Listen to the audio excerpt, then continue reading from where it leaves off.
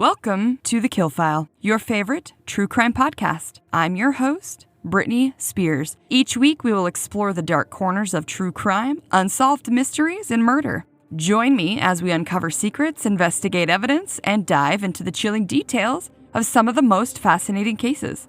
Get ready for a journey into the dark unknown because, in TheKillFile, nothing stays buried forever. Hello there, and welcome to episode 87 of TheKillFile. I am so glad that you guys are back for another story. Before we jump into today's case, a few quick reminders. First, check out our website at TheKillFile.com, where you can suggest a case for me to check out, or you can find our merch shop. There are items added all of the time. I am confident that you will find something that you love, and it helps to support the podcast. Next, please take a second to rate, review, subscribe, or follow on whatever app that you listen on to get the newest episodes every Monday, and it only takes a moment. And finally, the Hidden Files. The Hidden Files have been a giant pain in my ass when it comes to all of the aspects of this bonus content.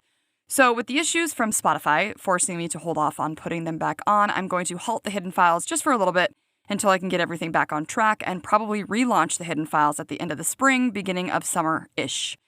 Now, you can still find the episodes that are out over on Patreon if you want to check them out and see how the Hidden Files will feel, because they are a little different than our normal Monday episodes, but I'm just going to work on them and make more, but pause for a short break while I get Spotify and other platforms figured out. Sorry for any inconvenience. I'm learning on the fly, and Spotify was having major issues with their platform, which was, and is, frustrating.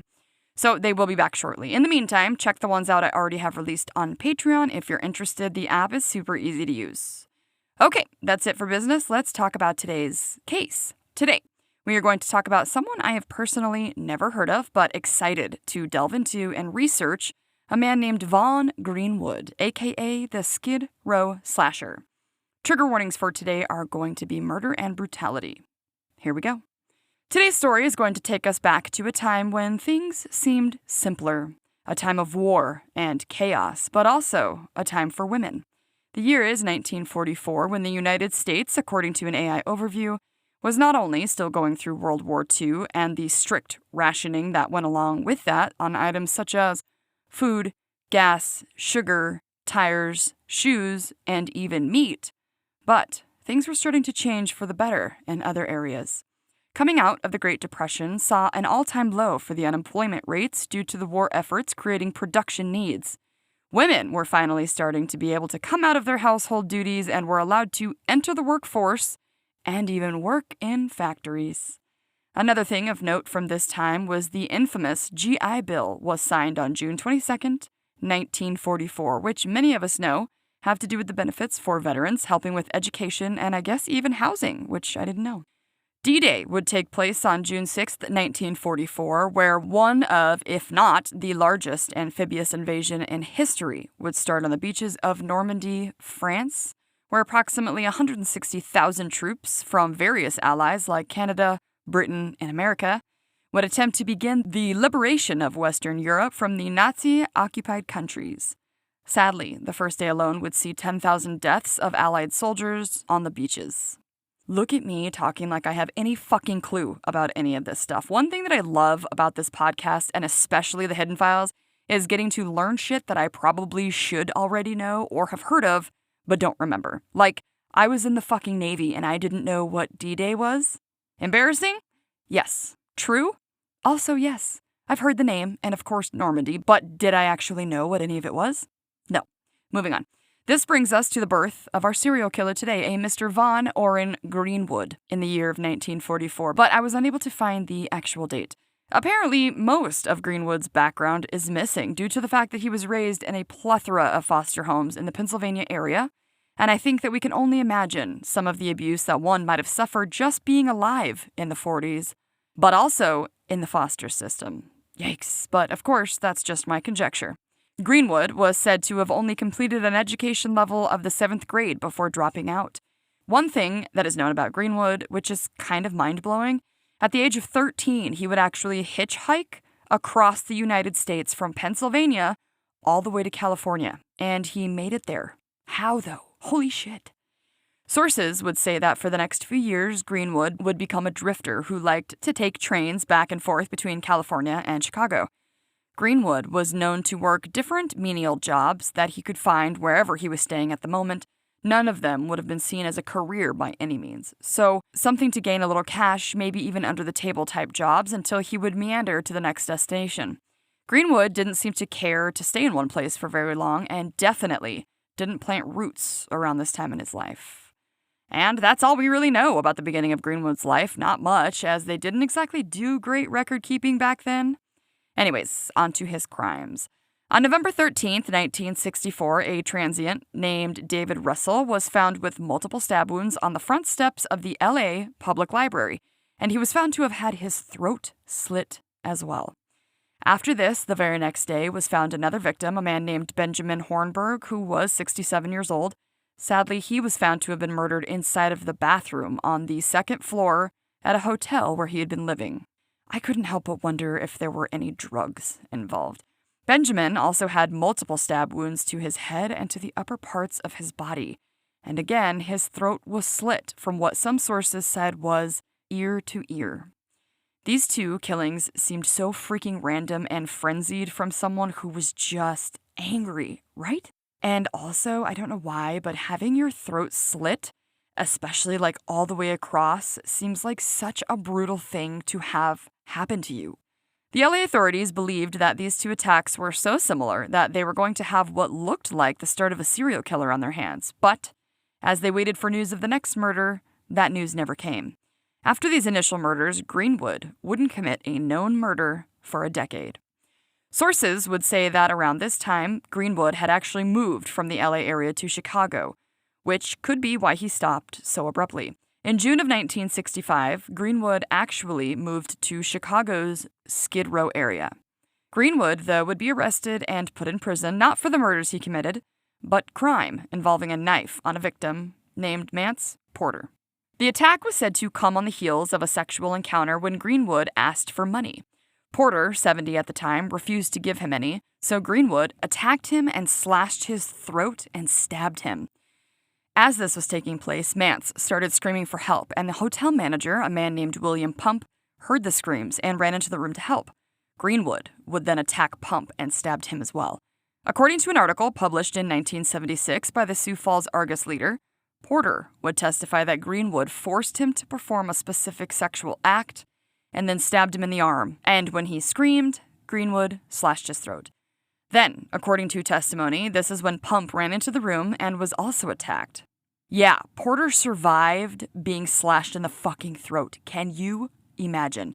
I must confess that right after I had scripted that I thought throat slitting was so brutal, I may have looked up what happens to a person when their throat is slit, and it was just saying that it can be like fatal in seconds or minutes depending on what is cut, and that along with the slit, the person feels immediate pain, which is horrifying. I often forget about how painful this stuff must be for people because we talk about it so much and we're probably all a little bit desensitized to it, but every so often I'm like, oh yeah, the pain, holy shit. So the throat slashing is painful, and then it said that they often can't breathe if the trachea is cut open and their lungs can fill with blood, suffocating or asphyxiating them.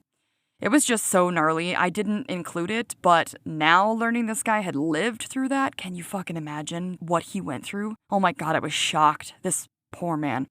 For these offenses, since both of these men lived, Greenwood was then charged with 2 counts of aggravated battery, and then he was sentenced to concurrent terms of 4 to 5 years for one and 8 to 10 years for the other, which, why this man wasn't charged with attempted murder and why he didn't have to serve a much harder sentence is beyond me, but alright.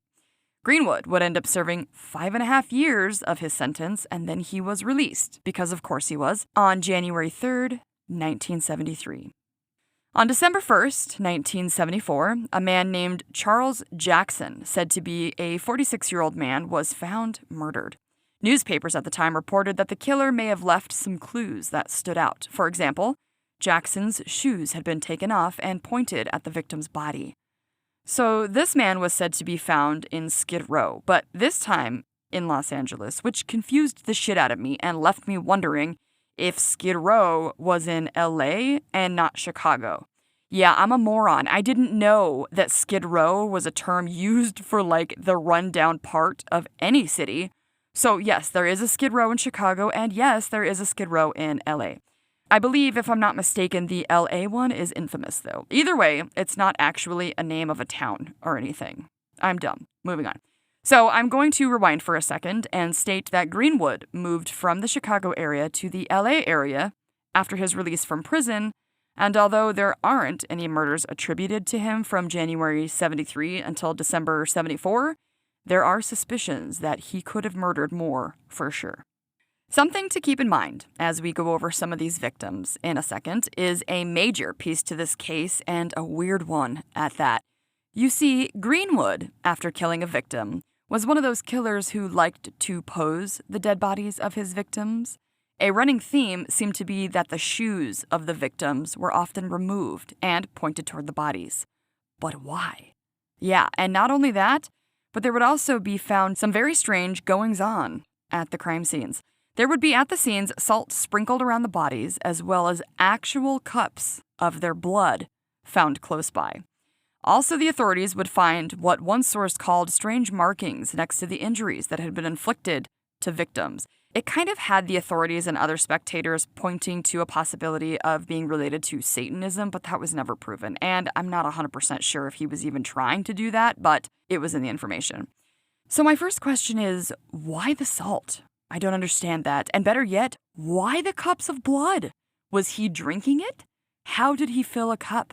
Was the cup, like, ready to go so that when he slit his victims' throats, he could catch some? I have so many questions, but unfortunately, with this being so long ago, there are little answers. I did find one source who said there was evidence that he drank the blood, which would make more sense to me than just filling up the cups, but why was he doing this either way?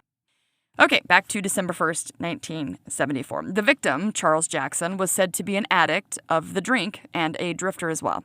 Jackson had apparently just been released from the drunk tank when he was murdered and found in the exact same spot that David Russell had been killed 10 years prior, the steps of the library. Jackson also had his throat slashed. According to a newspaper called the Press-Telegram out of Long Beach, California, in an article printed December 13th, 1974, there had been a man named Arnold Bowie, aged 54, who had been attacked just a day prior to Jackson's body being found, again, near the library. Arnold was said to be a drifter from the Montana area and sadly had been found on the lawn of the library, this time with severe injuries to his skull, and had been in a coma ever since his attack. If this was indeed Greenwood, then it would foreshadow what was to come. Just 1 week later, a 47-year-old man named Moses August Yakinak was found murdered in an alley behind the building located at 512 South Broadway. Yakinak was, according to sources, an Inuk, which is the singular term for an Inuit, although back then in the papers they used a term that is no longer considered respectful.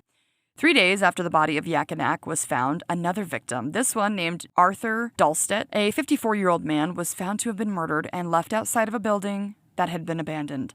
Arthur would be found stabbed several times, and again, his throat was slit. The next victim would be found on December 22nd in some shrubbery right outside of the library building. And this victim's name was David Perez. David was just 42 years old.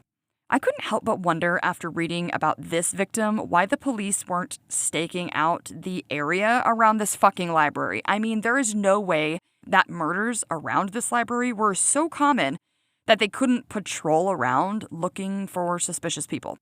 Although we are talking about the LAPD in the 70s, so maybe that's why. Greenwood would seemingly take a break from his killing rampage for a week or two until a 58-year-old man named Kazimir Sterwinski would be found murdered inside of his own hotel room on January 9th. Another thing of note when it came to this odd case was that authorities didn't seem to have jack shit when it came to evidence or thoughts on who could be committing these crimes. According to the Big Book of Serial Killers Volume 2, written by Jack Rosewood and co-author Rebecca Lowe, which, love their books by the way, highly suggest you check those out, but in their book, it was stated that the authorities would use any resource they could, and this actually included a psychiatric profile and sketch. Which, I'm not sure if that means an FBI profile or what, but those are known to have been pretty spot on when it comes to the breakdown of what these killers are like. The next victim was found in a hotel. A Mr. Robert Shanahan, aged 46 years old, had been dead for a few days before he had been found killed in his room. Shanahan was said to be a truck driver who had been found by another man living in the apartment hotel, a Charles Fielding. Fielding had gone to check on Shanahan after he hadn't shown up for work in a few days. In Shanahan's chest was sadly found a butcher knife, and of course his throat had been slit from ear to ear. Although many sources said that it was a bayonet sticking out, so I'm not sure which one of these is more accurate. The next victim of the now dubbed Skid Row slasher was said to be a man named Samuel Suarez, who was also found in a not-so-great hotel, dead in his room, and this man was 49 years old. I noticed during my research the pattern of older men may be down on their luck types, and after one victim who lived being forced to do sex acts on Greenwood, I wondered if that was how he came to meet and be in these various hotel rooms with these men. I wondered if they were hookups, as Greenwood was assumed to be gay, or maybe the men had no intentions of doing anything sexual but were forced to. In an article from a paper called Two-Layer Advanced Register about the slasher murders, you could really hear the frustration and fear in one man who had been interviewed about the slashings down in Skid Row. I would like to point out in the article that he was described as just one old man. He would say, quote, "You bet if this was happening in Beverly Hills, they'd call out the National Guard. I'm no different than anyone else. I get up in the morning, put on my pants, I wash every once in a while. Why don't they protect me? Damn it, I'm scared." End quote. I love this old man. But he really does highlight the fact that this has gone unsolved, and at the time there had been 7 victims. I can totally understand his concern and his fear. I guess around this time, the men who were usually known to drink and maybe hang around the street corners were now huddled into groups for their own protection, which is smart, but sad. For whatever reasoning, Greenwood would actually move to the Hollywood area, away from where he had been, which would sadly only change locations for his victims, not the MO or the acts of murder. George Frias, a 45-year-old man, was stabbed to death on January 29, 1975, and later found in his apartment. Frias worked as a secretary, although I saw reports that he was actually in the sales department of a catering service of the hotel, but either way, he worked at a hotel called the Los Angeles Hilton Hotel, and it was located not far from Skid Row. Maybe this is the connection to Hollywood for Greenwood. Frias was described as a hard worker, a bit of a loner in the office. However, he was known to be a flashy dresser, and neighbors of Frias would say that he was known to entertain men in his home often. In an article from the New York Times about the murder in Hollywood and possible link to the Skid Row slasher, they spoke about one of the sketches from the authorities and how the suspect was sketched as a white male, about 190 pounds, 6 foot tall, with some blonde, stringy type hair. Ladies and gentlemen, Mr. Vaughn Greenwood is a black man. So how they got the quote-unquote composite sketch is beyond me. But it was refreshing to see a white man pointed at when it was actually a black man instead of the usual other way around. The psychological profile outlined in the article would say the man alleged to have committed these crimes was most likely someone who was considered sexually weak and a person lacking who is believed to kill in a, quote, psychotic and homosexual frenzy. Furthermore, the deputy chief of police, a Mr. George Beck, was quoted in the article as saying the victims in these cases have been, quote, alcoholics, losers, drifters, and one had a noticeable cancer as well as a crippled back, end quote. Wow, these quotes from the 70s are killing me. An old man and now losers. There was no empathy in the 70s. 2 days after the murder of Frias came another murder, this time of a man named Clyde Hayes, just 34 years old. Hayes was found deceased in his Hollywood house with the same telltale injuries as the other Skid Row slasher victims. As the authorities were trying to track down the Skid Row slasher, an article from The Independent said that even the authorities dressed up as quote-unquote derelicts trying to capture and find this guy. The profile of the killer was mentioned in the article as well, saying that he was probably a hermit who would only come out to kill people, and that he was either possibly crippled or deformed. However, police said either way, he must be strong because he was strong enough to slice the throats of his victims. As of the 1st of February, they had 6 men in custody that were matching the description of what we now know was completely wrong. This description and these sketches, I guess, had came from many interviews of people in the areas when the murders occurred. I couldn't help but wonder if one person said they saw a guy like this and then it just caught on, or if there was a guy that was kind of hanging around Skid Row at the time who fit this description and looked like this sketch but was just some normal dude. Can you imagine seeing your own face as a sketch but you haven't done anything wrong? That would be the worst and so scary. This came about around the same time that the unit working on the case, the quote-unquote slasher squad, was growing and expanding under Assistant Police Chief Daryl Gates's command. On the 2nd of February in Hollywood, a man named William Graham was attacked in his home by an intruder. The intruder, aka the Skid Row slasher, was wielding a hatchet, but there was another man in the house, a man named Kenneth Ricker, who would come to the aid of his friend, and both of them would struggle, the intruder and Ricker, causing them to fall through a window. After this, Greenwood fled the scene. On the same night, this dude just could not take a break for the evening, he tried to break into the home of someone we have all heard of, a Mr. Burt Reynolds. Yes, the Burt Reynolds. He fucking broke into his home. Holy shit.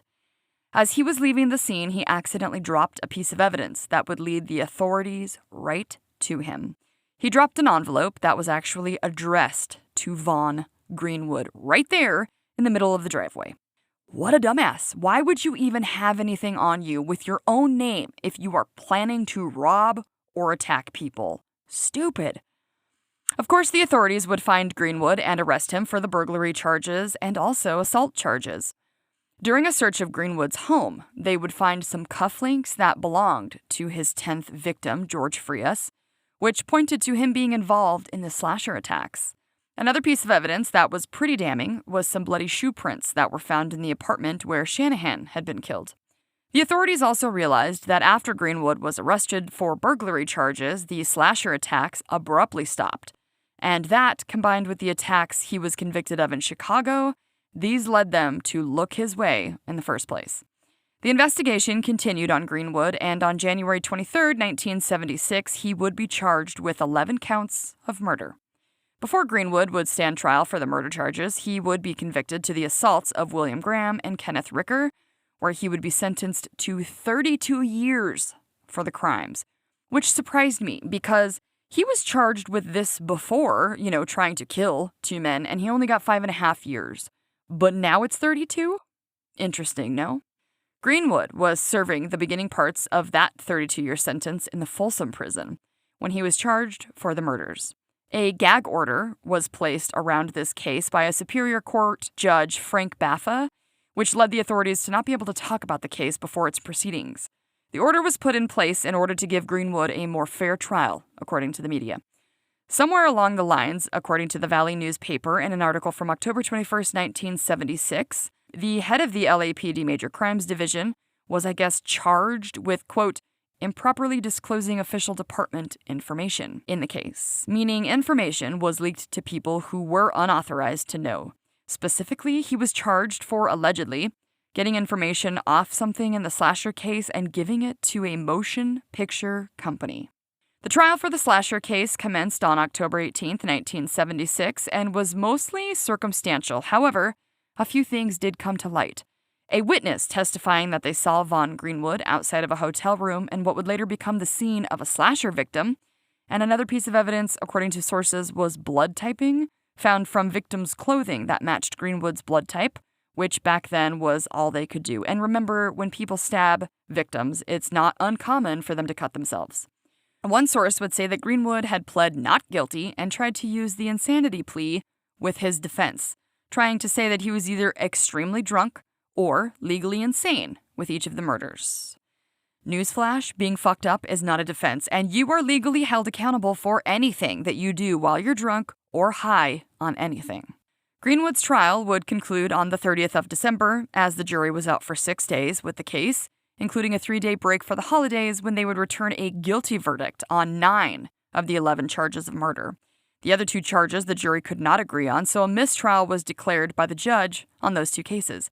Prosecutors in the case had originally wanted to seek the death penalty for Greenwood, but California actually had said their capital punishment law was considered unconstitutional during the time of this trial. In January of 1977, Greenwood was sentenced to life in prison for each murder count. After the sentencing, it was said that Greenwood was moved to San Luis Obispo to the California Men's Colony. He was later denied parole in 1985 because of how severe his crimes were and the fact that he hadn't participated in any sort of rehabilitation programs, and most likely because it was felt that he still posed a threat to society. Vaughn Greenwood died on December 18th, 2020. Yeah, so just like 5 or 6 years ago, when he was 76 years old at the time, and it was not known what actually killed him, but it was speculated, of course, that COVID could have played a role. Can you fucking imagine being in prison when COVID hit? Holy shit, they were just sitting ducks, right? How terrifying. I heard that it ripped through the prison facilities like a fucking tornado. I don't even remember hearing numbers on how many inmates died or were seriously sick. I can't imagine having to work in those prisons during that either. And that, my friends, is the story of Vaughn Greenwood, aka the Skid Row Slasher. This story first caught my attention because of the quote-unquote ritualistic aspect of the murders, and it bugs the fuck out of me that we never got answers as to why he drank the blood or used the salt around the bodies. Also, what's with the shoes being taken off and pointed at his victims? What does it all mean?